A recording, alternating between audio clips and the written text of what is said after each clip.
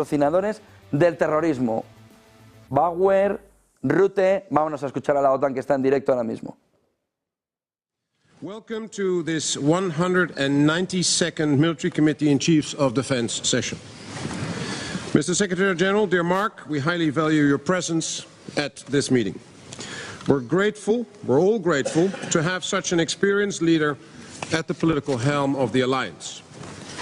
Just like one of your predecessors, Joseph Luns, you display a profound knowledge of world affairs, a deep interest in what drives the people you are dealing with, and steadfast political leadership.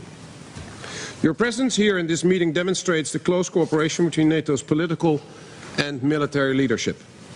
The tasks at hand are Herculean, but not unsurmountable. Our tasks are to strengthen the deterrence and defense of the alliance and at the same time support Ukraine in its resistance against Russia's unprovoked aggression. As Mr. Luns once said, NATO is the most important organization for peace the world has ever known. And Machiavelli taught us that the best way to do that is to prepare for war. Not because war is inevitable, but because being better prepared for war strengthens our deterrence, which in turn minimizes the chance of war being fought on Allied soil. Mr. Secretary General, in your landmark speech at Carnegie Europe last month, you called on allies to shift to a wartime mindset and turbocharge our defense production and defense spending. You stated that in order to prevent war, NATO must invest more. And you stated that we need to be better prepared for what is coming our way in 4 to 5 years. On behalf of the NATO military authorities, I would like to thank you for this strong political statement. This political push is highly necessary to make sure the conditions are in place to have the readiness that is required to implement NATO's new defense plans. Not only now, but also 5 years from now. Around this table, we have gathered 1,000 years of military experience. I say that not to make us all feel terribly old, but to emphasize the broad range of military expertise that this alliance brings together. This is truly unique in the world. Please allow me to welcome for the first time in their capacity as Chief of Defense, General Luciano Portolano, Chief of Defense for Italy, you're there, and General Mikael Claesson, Chief of Defense from Sweden. Let me also welcome for the first time our new Supreme Allied Commander Transformation, Admiral Pierre Vendier. We are very happy to have you on board. You're flanked by our Supreme and superb Allied Commander Europe, General Chris Cavoli. And we are proud to count on both of you for your strategic vision as we work together on strengthening the military power of the alliance. Over the next 2 days, we will discuss NATO's readiness to deter and defend the Euro-Atlantic area and to safeguard the region's 1 billion inhabitants. We will discuss NATO's ongoing missions and operations, the NATO defense planning process, and the implementation path for a multi-domain enabled alliance by 2030. A key topic on our agenda is our support to Ukraine. This includes the NATO Security Assistance and Training for Ukraine, NSATU, which has begun to assume responsibilities, and the Joint Analysis Training and Education Center, JTEC, where we work on fostering long-term interoperability with NATO. Today is the 1057th day of what Russia thought would be a 3-day war. And we see the 3-year mark next month. In his New Year's speech, President Putin stated that his only regret was that Russia had not invaded Ukraine sooner. And he has declared 2025 to be the year of the defender of the motherland. The reality is that Kremlin has not achieved any of its strategic objectives, whilst 700,000 Russians have been killed and wounded, and the entire Russian population suffers under the brunt of the war effort. Meanwhile, Ukrainians are being faced with torture, rape, kidnapped children and adults, a complete denial of their identity, filtration camps, and mass graves. The fight for freedom is not a pretentious slogan here. It is what they do every day. Sovereignty is not an abstract term. It is the difference between deciding your own fate or having it decreed in Moscow. Ukraine needs and deserves our full support. Our support is not charity. It is in the political and military interest of the alliance to do so. We need to show the world that democracy can and will win, and that democracy is worth fighting for. It is not a perfect system, nor is it self-sustainable, even in countries where it has existed for centuries. But it is worth risking our lives for, because without choice, without freedom, without the rule of law, what is there? How can we ever build a safe and prosperous world for our children? This realization has sunk in not only in NATO countries, but across the globe. That is why NATO and its partners around the globe have strengthened ties.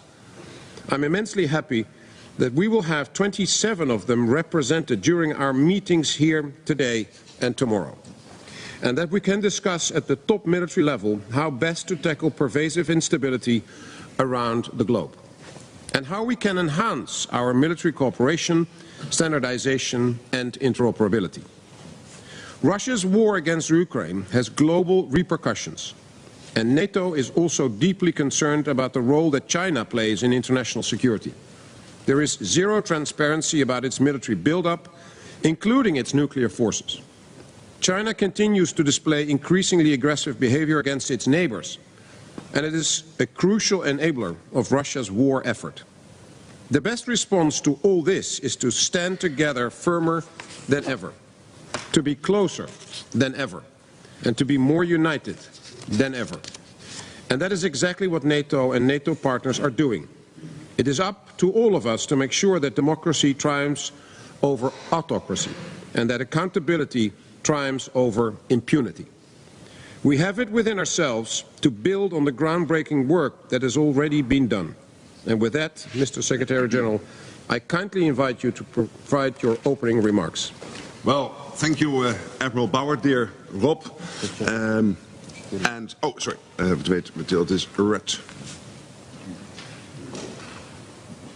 Yeah, there it is.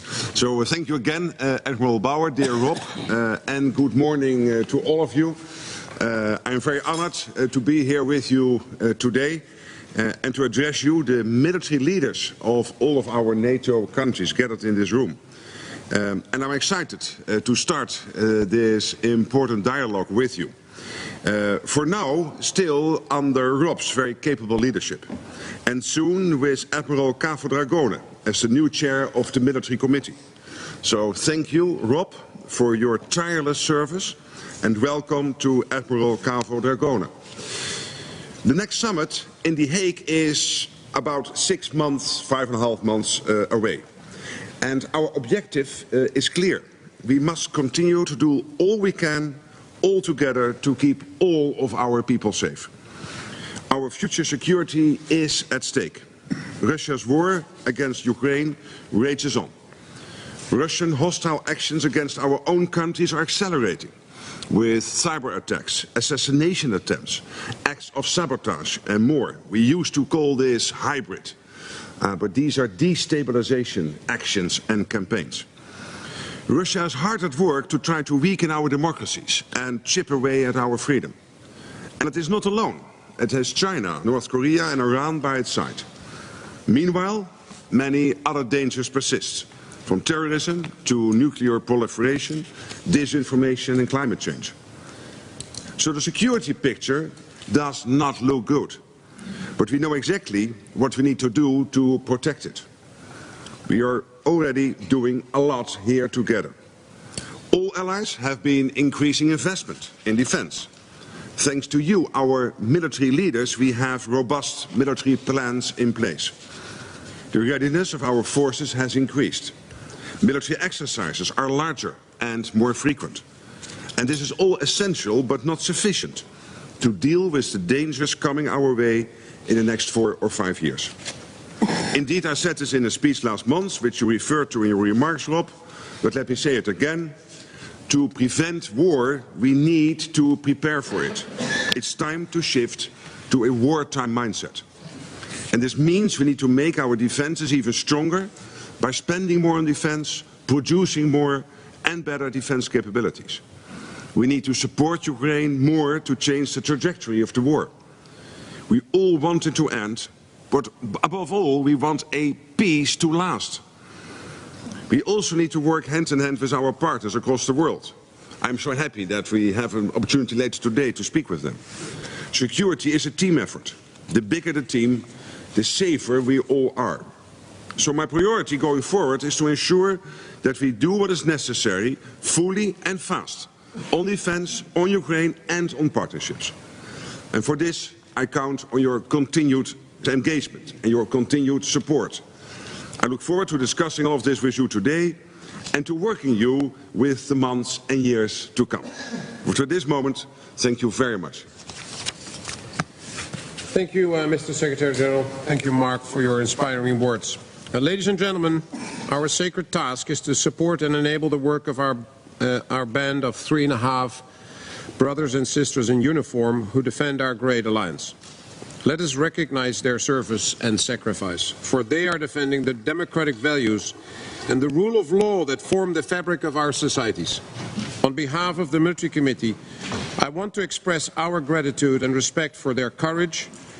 Pues esa es la fotografía alrededor de esa comparecencia de Bauer y Rutte en la inauguración de esa reunión de la OTAN, clave sobre todo para entender cómo vamos a un movimiento donde China vuelve a ser protagonista en las palabras como el mayor peligro en el medio-largo plazo por parte de los países de la OTAN.